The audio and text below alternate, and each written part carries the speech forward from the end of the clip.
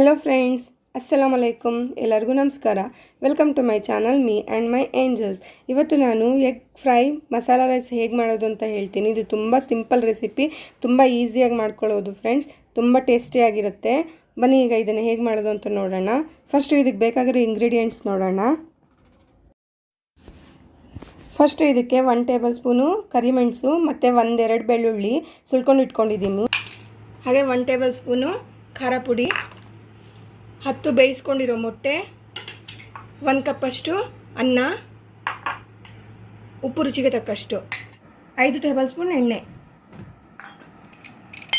First ಮೆಣಸು ಬೆಳ್ಳುಳ್ಳಿ ಚೆನ್ನಾಗಿ ಜಜ್ಕೊಳ್ಳಿ.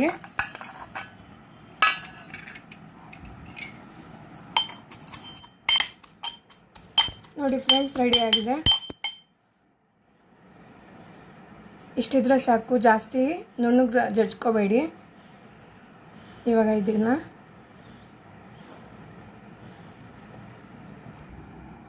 ಇದಕ್ಕೆ ಖಾರ ಪುಡಿ 1 ಟೇಬಲ್ ಸ್ಪೂನು, ಉಪ್ಪು ರುಚಿಗೆ ತಕ್ಕಷ್ಟು, 2 ಎಗ್ ಯೊಕು, ನಾವು ಮೊಟ್ಟೆ ಬೇಯಿಸಿಟ್ಕೊಂಡಿದ್ವಲ್ಲ ಅದರಲ್ಲಿರೋದು ಎಲ್ಲೋ 2 ಹಾಕ್ಬಿಟ್ಟು ಚೆನ್ನಾಗಿ ಮಿಕ್ಸ್ ಮಾಡ್ಕೊಳ್ಳಿ.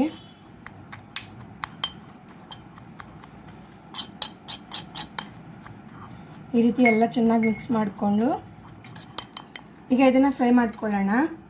ಫಸ್ಟು ಬಾಣಲಿಗೆ ಎಣ್ಣೆ ಹಾಕ್ಕೊಳ್ಳೋಣ.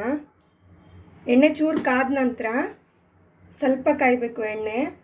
ನಾವು ಮಿಕ್ಸ್ ಮಾಡ್ಕೊಂಡಿದ್ವಲ್ಲ ಮಿಕ್ಸ್ಚರು, ಅದನ್ನು ಹಾಕ್ಕೊಳ್ಳೋಣ. ಈಗ ಮಿಕ್ಸರ್ನ ಕಲಿಸ್ಕೊಳ್ಳೋಣ ಚೆನ್ನಾಗಿ.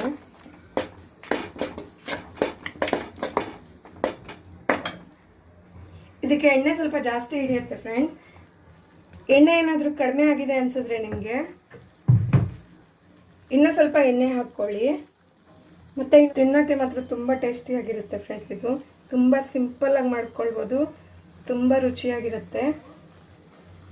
ನಮಗೆ ಜ್ವರ ಬಂದು ಬಾಯಿ ಏನಾದರೂ ಕೆಟ್ಟೋಗಿ ಏನು ತಿನ್ನೋಕ್ಕಾಗ್ದಿರಾ ಏನಾದರೂ ಖಾರ ಖಾರ ತಿನ್ನಬೇಕು ಅನ್ಸುತ್ತಲ್ಲ, ಅಂಥ ಟೈಮಲ್ಲಿ ಇದನ್ನು ಮಾಡ್ಕೊಂಡು ತಿಂದರೆ ಸೂಪರಾಗಿರುತ್ತೆ ಫ್ರೆಂಡ್ಸ್. ನೋಡಿ, ಈ ರೀತಿ ಎಣ್ಣೆಯಲ್ಲಿ 1 ನಿಮಿಷ ಸುಮ್ಮನೆ ಹಾಗೆ ಫ್ರೈ ಮಾಡಿ.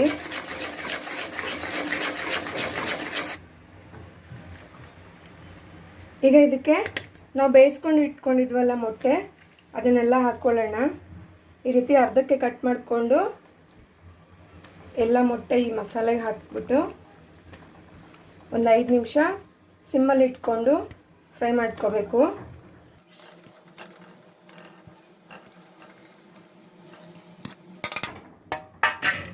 ಒಂದು ಸತಿ ಚೆನ್ನಾಗಿ ಮಿಕ್ಸ್ ಮಾಡಿ. ಮೊಟ್ಟೆ ಮುರಿದೋಗ್ಬಾರ್ದು. ಒಂದು ಸತಿ ಹೀಗೆ ಚೆನ್ನಾಗಿ ಮಿಕ್ಸ್ ಮಾಡಿಕೊಂಡು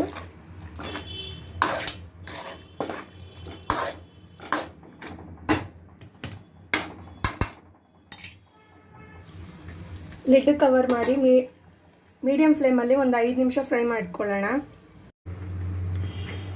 1-2 ನಿಮಿಷ ಬಿಟ್ಟು ಒಂದು ಸತಿ ಕಲಿಸ್ಕೊಳ್ಳಿ. ಒಂದು ಸತಿ ಹೀಗೆ ಎಲ್ಲ ಮತ್ತೆ ಒಂದು ಸತಿ ಮಿಕ್ಸ್ ಮಾಡಿಕೊಂಡು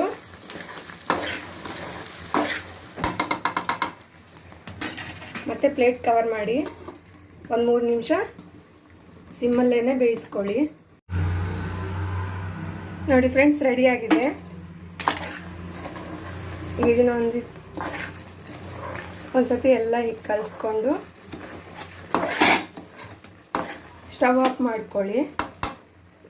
ಒಂದು 5 ನಿಮಿಷ ಬಿಟ್ಟು ಸರ್ವ್ ಮಾಡ್ಕೊಳ್ಳಿ. ಈಗ ಸರ್ವ್ ಮಾಡ್ಕೊಳ್ಳೋಣ.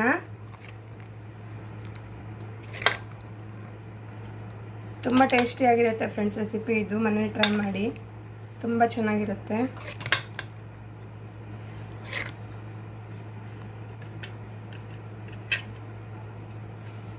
ಈಗ ಇದೇ ಮಸಾಲೆಗೆ ಬಾಣಲಿಗೆ ಅನ್ನ ಹಾಕ್ಕೊಂಡು ಮಿಕ್ಸ್ ಮಾಡ್ಕೊಳ್ಳೋಣ ಚೆನ್ನಾಗಿ.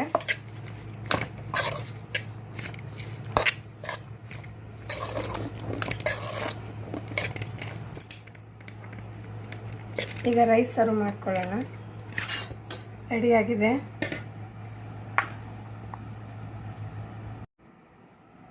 ನೋಡಿ ಫ್ರೆಂಡ್ಸ್, ರೆಡಿಯಾಗಿದೆ. ಎಷ್ಟು ಚೆನ್ನಾಗಿದೆ ನೋಡಿ ನೋಡೋಕ್ಕೆ. ಟೇಸ್ಟು ತುಂಬ ಚೆನ್ನಾಗಿರುತ್ತೆ ಫ್ರೆಂಡ್ಸ್. ಟ್ರೈ ಮಾಡಿ ಈ ರೀತಿ ಒಂದು ಸತಿ ಮನೆಯಲ್ಲಿ. ನಿಮಗೆ ರೆಸಿಪಿ ಇಷ್ಟ ಆದರೆ ನನ್ನ ಚಾನಲ್ನ ಸಬ್ಸ್ಕ್ರೈಬ್ ಮಾಡ್ಕೊಳ್ಳಿ, ಲೈಕ್ ಮಾಡಿ, ಶೇರ್ ಮಾಡಿ, ಕಮೆಂಟ್ ಮಾಡಿ. Thanks for watching my channel.